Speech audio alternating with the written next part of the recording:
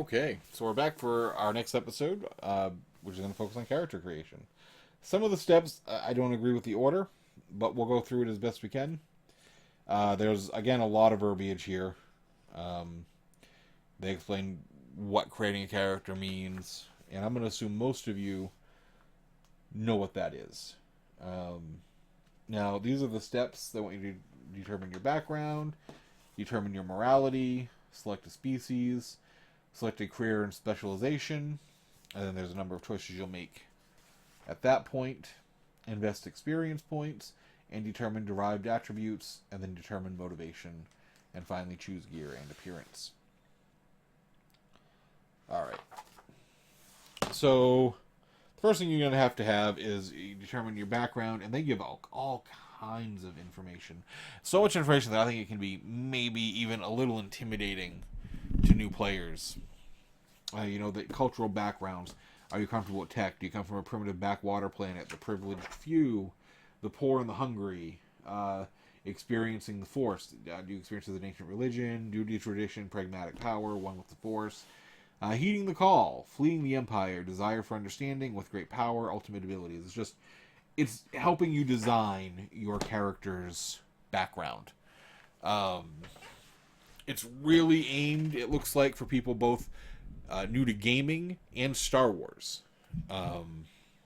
Because they really throw a ton of information at you.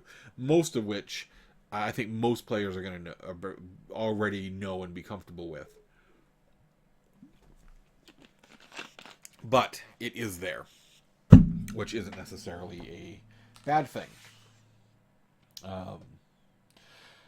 So we will keep things simple. We'll create a human, we'll say starfighter pilot who discovered he was force sensitive. All right, next is morality, and this is what's really, really unique to Force and Destiny. Does I include the table here? Yes. You're going to have an emotional strength and an emotional weakness. These are the things that are important to you, and these are the things that your vulnerabilities.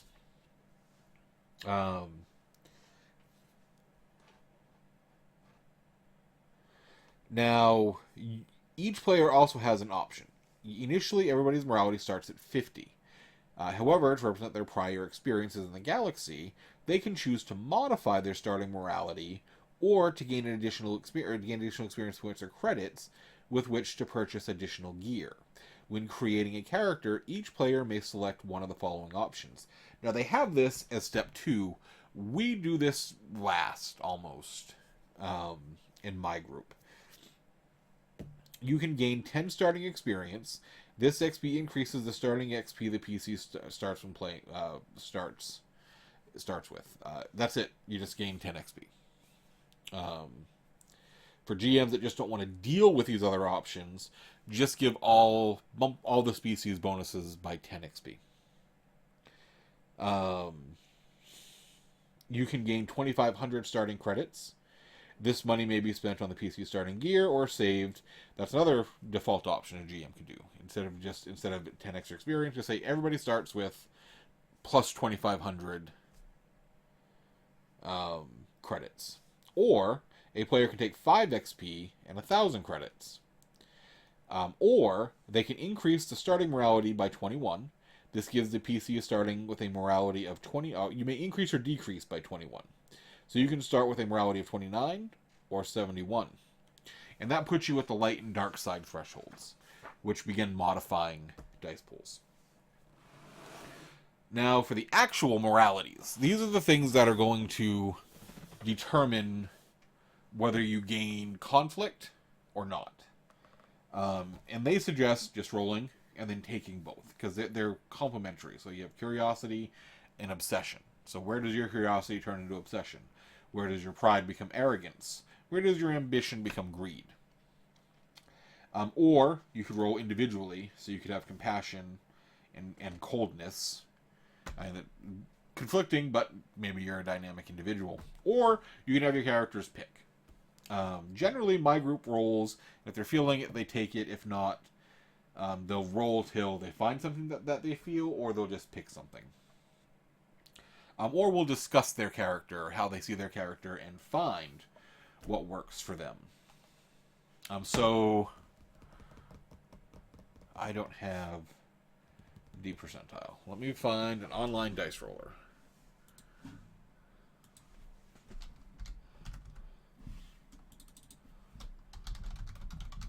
Online dice roller.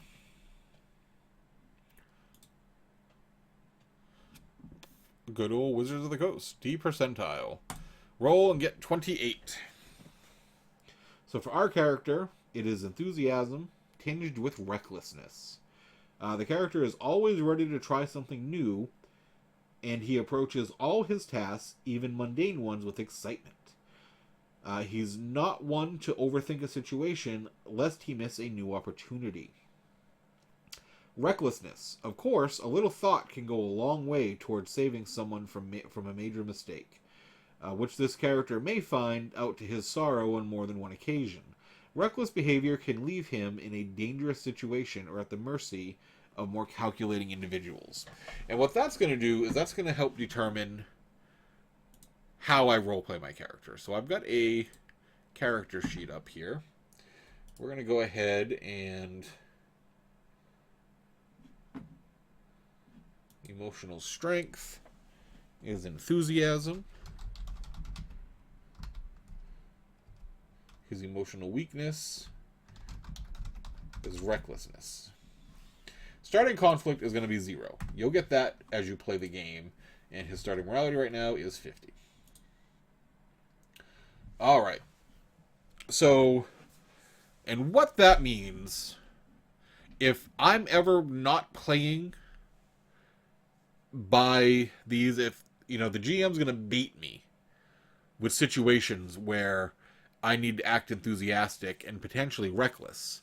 And if I don't, I can resist becoming reckless, but I'm going to suffer conflict. It represents my character really wants to do this thing, but I, as a player, don't want him to do it, so I'm not going to have him do it. The GM can say, all right, you do it, but your character is going to suffer 2 strain for resisting. Let's see what it says about morality in play here in the book. Let me go ahead and switch off the character sheet. We're going to go back to morality in play. Triggering morality. Triggering morality is an optional rule the GM can use if he wants to have a player character's moral choices take center stage during the game session. How the GM triggers morality is covered on page 323 of the Game Master section. If the GM uses this rule, the character can have narrative opportunities to play up his emotional strengths and weaknesses, and also see his morality increase or decrease significantly at the end of the session. Morality and conflict. Certain gameplay, you're responsible for keeping track of your PC's morality. Morality can increase or decrease during the course of a campaign, as the PC becomes a paragon of virtue or risks falling to the dark side. A player character's morality has a chance of changing at the end of each game session. A PC's action during the session may increase the probability that his morality will rise or fall. Whether or not a PC's morality increases or decreases is determined through conflict. Conflict is a resource that player characters can accumulate throughout a game session based on choices they make and actions they perform. The more conflict a PC accumulates, the greater the chance his morality will decrease at the end of the session. So the greater your conflict, and this is all based on the roll of a D10, so you're going to want to keep that in mind. The most you can roll, the highest you can roll is a 10. So if you ever have more than 10 conflict in a game session, your morality is going to go down. The more conflict you gain, the more likely your morality is going to go down.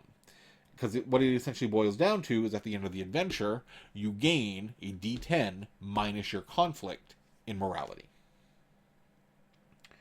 And you can gain gain conflict, when using the dark side results to generate force points when activating.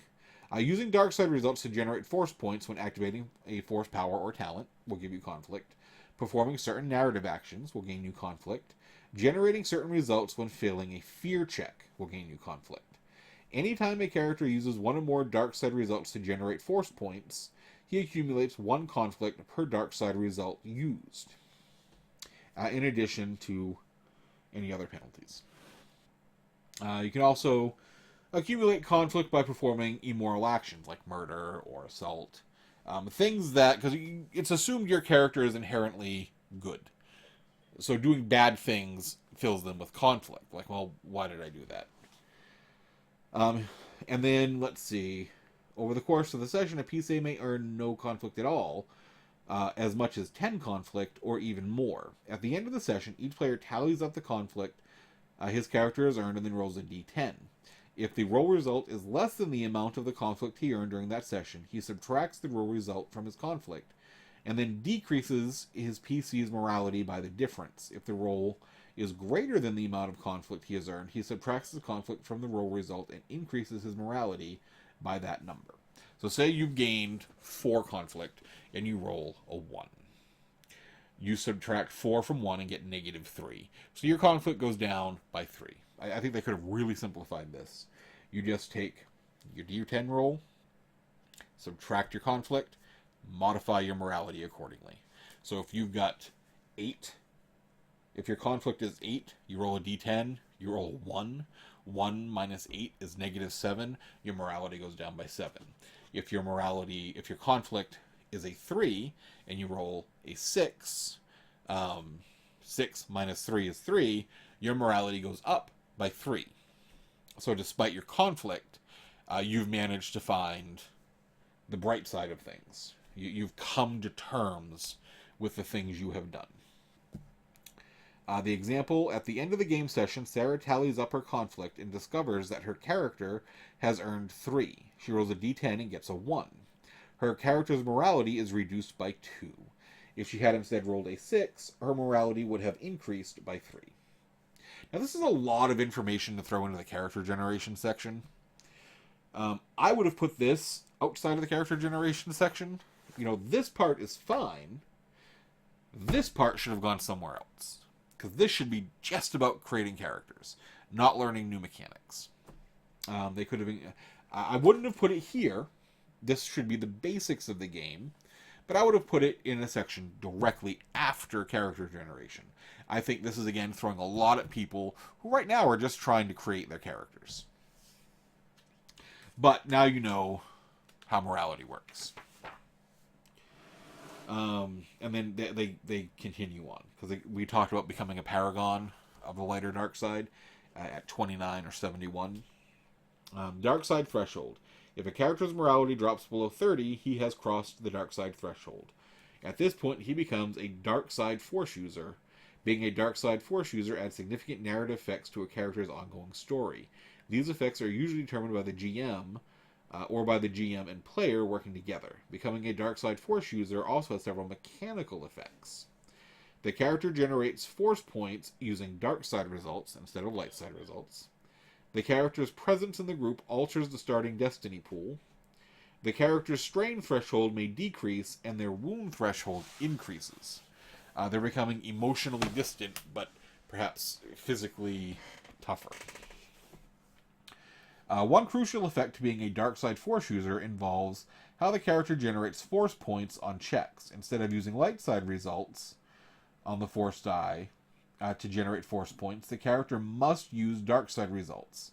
This works following the same rules governing regular force user generation of force points from light side results, as described in the force power checks on page 280. It also means that if a dark side force user wants to generate force points from the light side results, he must flip a destiny point and suffer strain equal to the number of force points generated. In addition, as long as the character remains a dark side force user, his presence influences the party's starting destiny pool. At the beginning of each game session, after the entire group rolls for destiny points, the player flips one light side destiny point to the dark side. If there are no light side points to flip, this has no effect. Allegiance to the dark side also reduces the force user's strain threshold. This reflects the character's dependence on conflict. At the same time, his wound threshold increases as he becomes inured to pain. When the character's morality score falls below 20, the dark side force user's strain threshold is decreased by 1 and his wound threshold is increased by 1. If the character's morality falls below 10, the dark side force user's strain threshold is decreased by another 1 and his wound threshold is increased by another 1 for a total of 2. And then if you come a light side, if your score is 70 or higher, as long as his morality score is above 80, the light side force user's strain threshold is increased by 1. As long as the morality is above 90, the light side force user's strain threshold is increased by a total of 2. So there's not a whole lot of negatives to being a light side paragon. There's a lot more to keep track of if you ever fall to the dark side. And again, I mean, Jesus. That was like 10 minutes of non-character generation stuff we just went over with morality. It's important information, don't get me wrong, but these 4 pages should have gone somewhere else, in my opinion. But now we get to pick our species, and we'd already determined we were going to be human. So, and this gives all kinds of information on humans. We're going to go right here. Special abilities. So humans start with 2s to everything. So we'll go back to our character sheet. Scroll up to the abilities. 2, 2, 2, 2, 2, and 2. And as you can see in the skill sections, whoops. Gosh darn it. It has a little down arrow when I click on it, so it keeps going to the second page.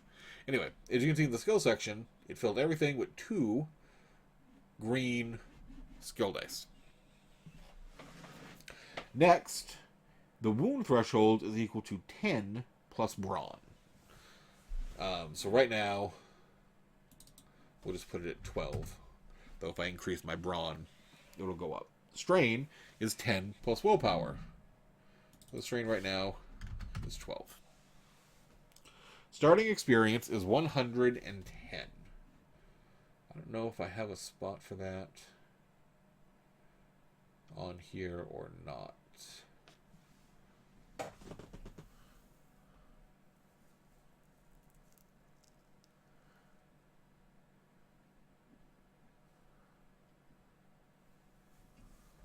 Let's see. Species. Oh, we can put human.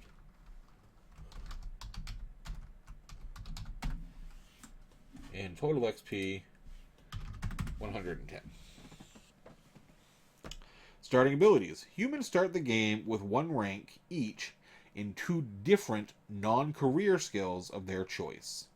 They still may not train these skills above rank 2 at character generation. So we're not going to do anything with that right now because I don't know what my class skills are. I've not selected my class and my specialization yet. Once I have, I can select 2 different non-class skills and increase each by 1 rank. So now we're going to move on to class selection. And I'll flip back to the book here just so you're not just staring at a character sheet. Now, I said we're going to be a fighter pilot. Thankfully, I know, after flipping through all the classes, it's warrior. To show we get there, you have your consular class. And then what you're going to do is you're going to select a class. And that's going to say in broad strokes how your character is trained. So if you're a consular, people are going to be, oh, so you're a diplomat. You're trained in diplomat. If you say you're a warrior, like, oh, okay, so you're going to be a little more aggressive. And then within the class, you're going to choose a specialization. Now, what you select defines your character in that broad aspect, but it doesn't limit your character. You can still take any specialization from any other class as you go forward. It's just more expensive for you because it is outside your core training. So the classes in Force and Destiny are Jedi Consular. Again, they're like diplomats or scholars. So their specializations include Healer, Neiman Disciple, and Sage. Now, it's important to note, every class is going to have a Jedi, a lightsaber talent tree. In this case, it's Neiman. On most of those trees, on every one except Warrior, on your second tier, you're going to have a talent that is some kind of technique. In this case, Neiman technique. That is going to change the default skill, the default characteristic you use your lightsaber with. So if you take Consular, take Neiman Disciple, eventually take Neiman Technique, when making a lightsaber skill check, the character may use willpower instead of brawn for those checks. Now that's a very important thing to keep in mind, because it means that regardless of your class, you don't have to pump points into brawn to be good with a lightsaber. Eventually, your class's lightsaber technique will show you how to use your lightsaber in a way most beneficial to your core training. Next is the Jedi Guardian. They're like warriors, but are more defensive. And if you notice here, being a Guardian gives you access to these skills, and you're going to choose, I think, 3 of them. Automatically gains rank in 3 of these to put 1 rank in. I mean, we'll get there when I build my character. And then when you choose a specialization, you get these as career skills, these additional career skills, and can select 2 of them to pump up in ranks. Now, the Guardian has a Peacekeeper. They have their Protector talent tree and Ceresu Defender. And if you look at their second level, Ceresu Technique. When making a check using the lightsaber skill, the character may use Intellect instead of Brawn. There's the Mystic. Their talent trees are Advisor, Makashi Duelist, and Seer. And with the Makashi Duelist tree, you could use your Presence instead of Brawn. There's the Seeker. That's a weird name. They're kind of like Hunters. That's a good name. Rangers in a fantasy game. They have Ataru Striker, and then they have their Ataru technique, which allows them to use Agility instead of Brawn. Then they have their Hunter specialization tree and Pathfinder. Next are Jedi Sentinels. Sentinels are rogues, I guess would be a good name for them. More fringe. I mean, they have their description here. Every city has its secrets, and every shining beacon of civilization has its seedy underworld. Within these shadowy depths, miscreants and malcontents prey on the helpless, committing heinous crimes and leaving misery and chaos in their wake. Most law enforcement agencies try to combat criminals without violating the very laws the agencies exist to uphold.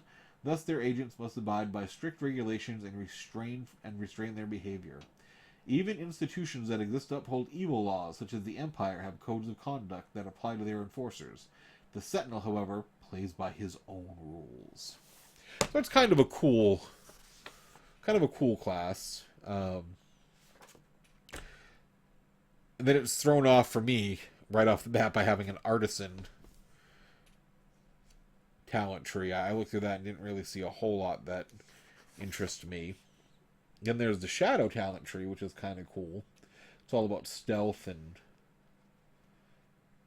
trickery. Then they have Sheehan Expert, and their Sheehan technique allows them to use their cunning instead of brawn. Finally, we have the Warrior class, which is pretty self-explanatory. They have the Aggressor talent tree, they have the Shicho Knight, and they have the Starfighter Ace. So obviously we said our character was going to be a Starfighter pilot. So he's going to take he's going to be the Warrior class with the Starfighter Ace specialization. So we go back to our PDF. Career Warrior and Starfighter Ace as the specialization tree. So, for being a warrior, I get Athletics, Brawl, Cool, Melee, Perception, and Survival as class skills. So that was, let's see, Athletics, Brawl, and Cool. Athletics is over here. Mark that as career. Brawl. Cool. Melee, Perception, Survival. Melee, Perception, and Survival. Now I get to choose 3 of those and put 1 rank in. We'll put 1 in Cool,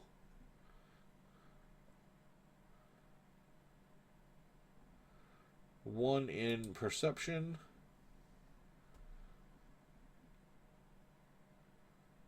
and 1 in Melee. And if you can see, it's showing me what my dice pool would be for Cool. 1 yellow, 1 green. Probably a little hard to see on the screen, but there's a yellow die there and a green die. Now, because I chose the Starfighter Ace specialization, I get Astrogation, Gunnery, Mechanics, and Piloting Space as additional career skills. So Astrogation and Gunnery. Astrogation. For some reason my monitor keeps spazzing out, and I don't know why. Gunnery, Astrogation, Gunnery, Mechanics, and Piloting Space. Mechanics and Piloting Space. And I can take 2 of those, I believe.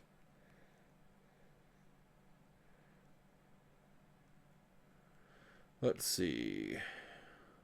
Choose 2 of these and gain 1 free rank. Now, sometimes you're going to find, that wasn't the case here, but sometimes you're going to find your class and specialization have overlapping career skills. It's not that they count as like double career skills, it's just you can put 1 rank in for selecting them as your class, and 1 rank for selecting them as your specialization. So that's the only way, aside from species abilities, to start with a skill at rank 2 in character generation at this point. You'll get experience at the end, but... So I'm going to put a point into Piloting Space. As soon as my monitor comes back, there we go. Piloting Space, and 1 into Astrogation.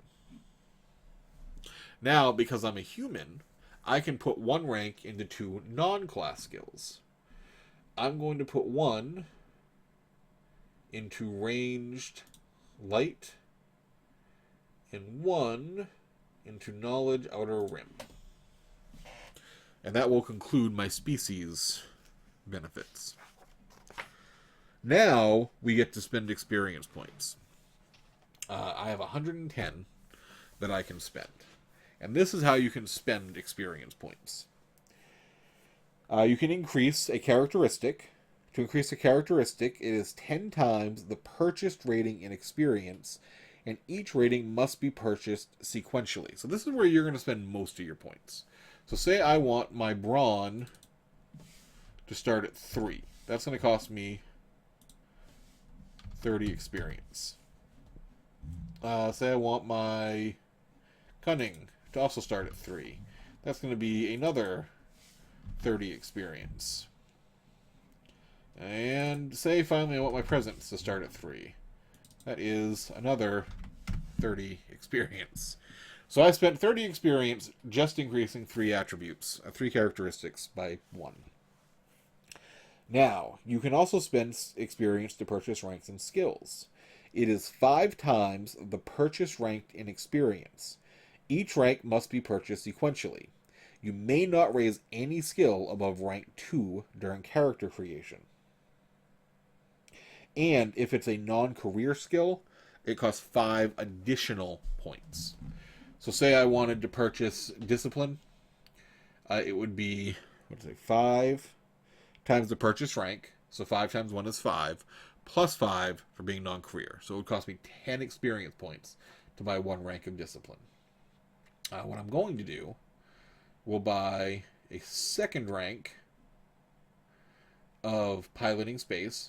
So that's 2 times 5 is 10. That brings us to an even 100. And you can also purchase Force Powers, new specializations, or talents.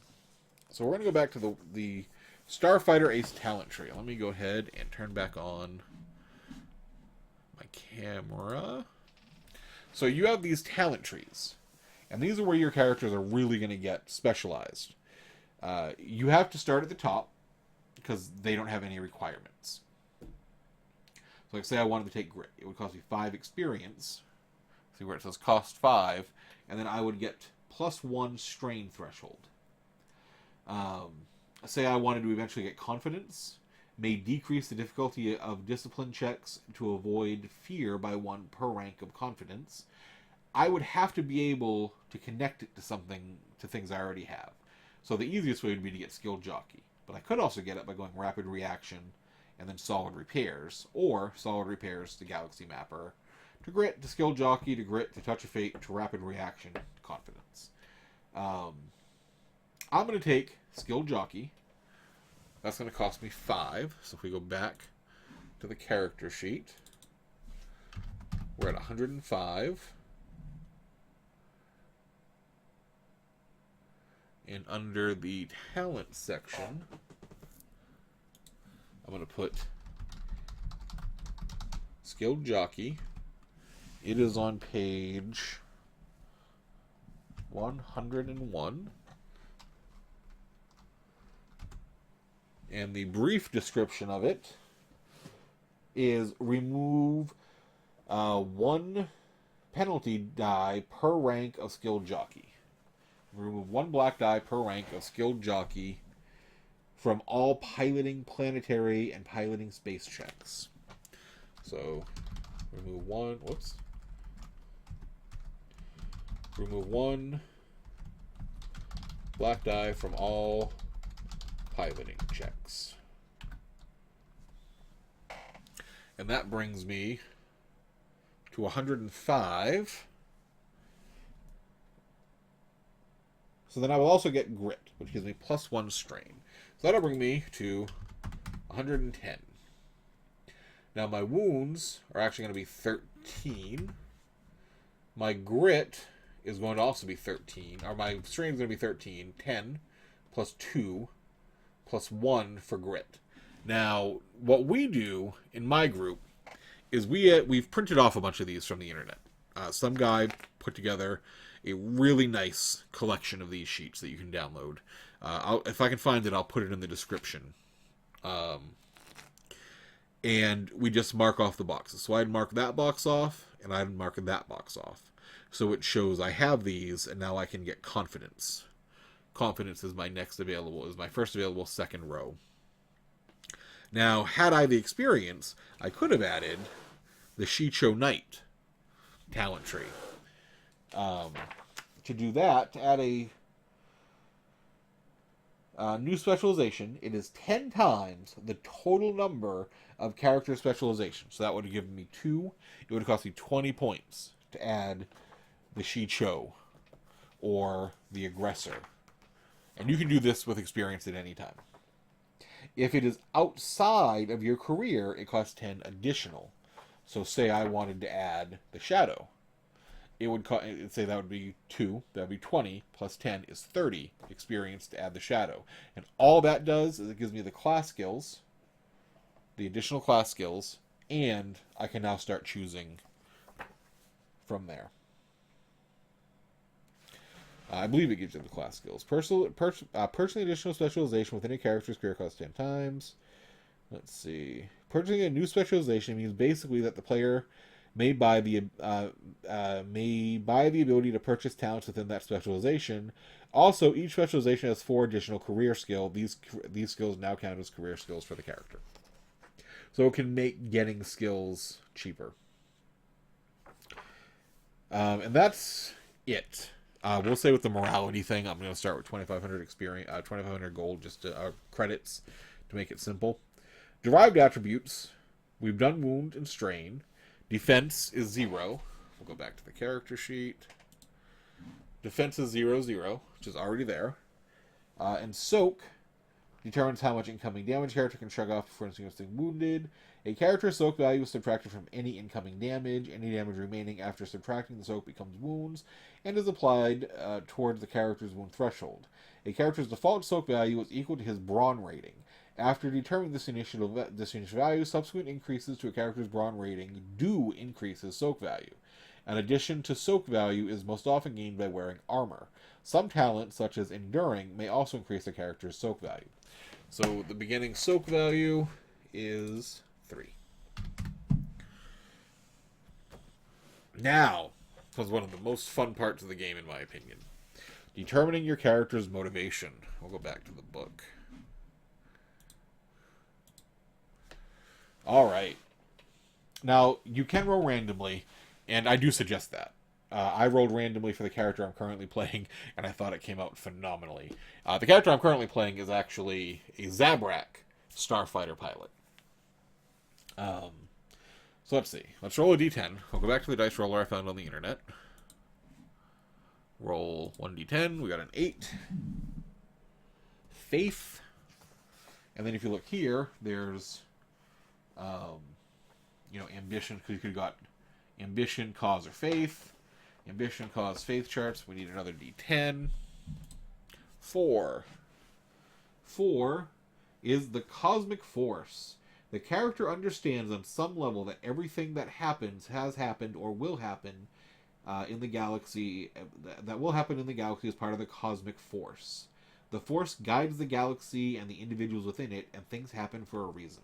So it could have been a Qui-Gon Jinn type of guy. He believes in the living force. So we'll mark that down. Here it is faith and the cosmic force. I'm going to call it the living force. The living force guides him. That just helps determine how you roleplay your character. Now, this is what my Zabrak got.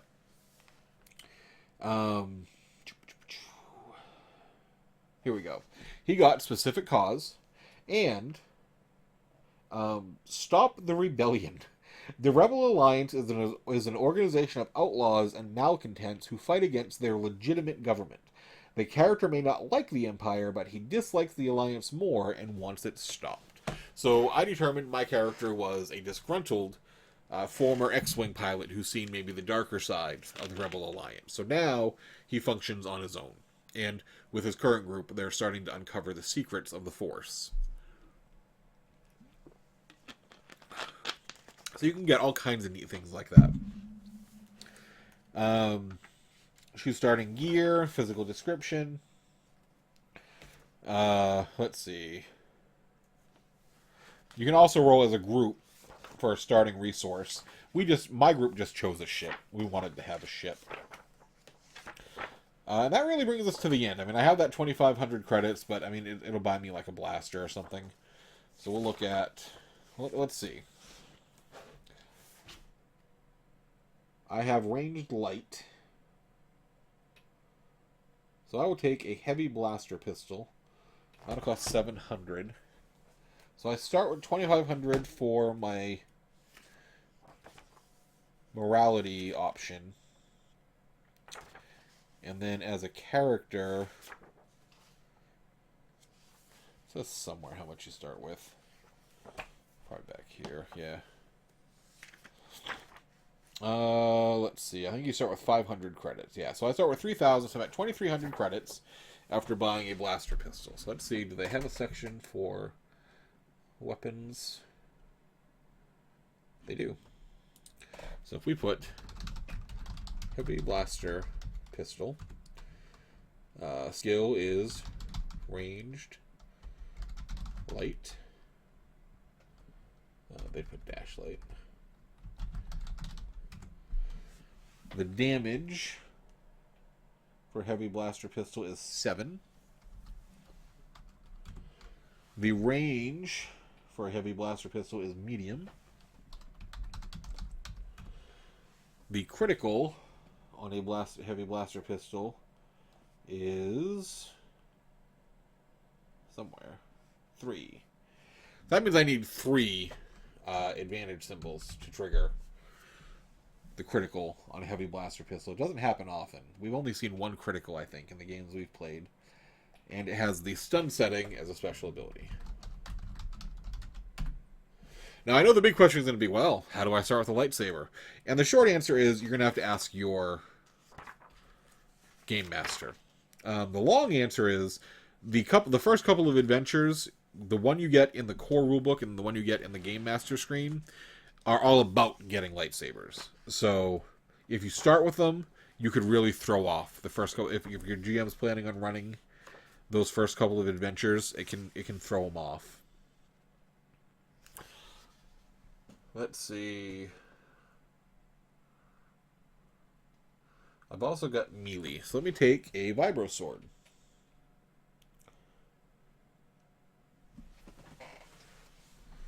Here. Vibro sword. It's melee skill. The damage is +2.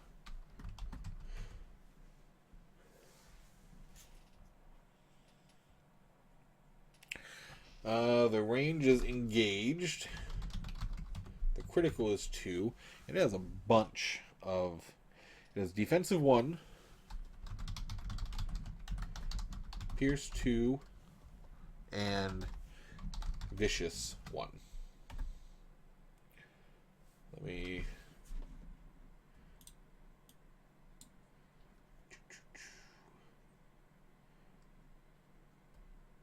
Alright, well, good enough. And eventually, those are a number of things that modify how the weapon works. I'll save that for the equipment chapter or the combat chapter when we go into that. And that is my character. That's essentially character generation. So you can see it's really not too difficult. For the most part, aside from that one section with morality, I think it walks you through it really well. I think it did a good job. Right now, this is... I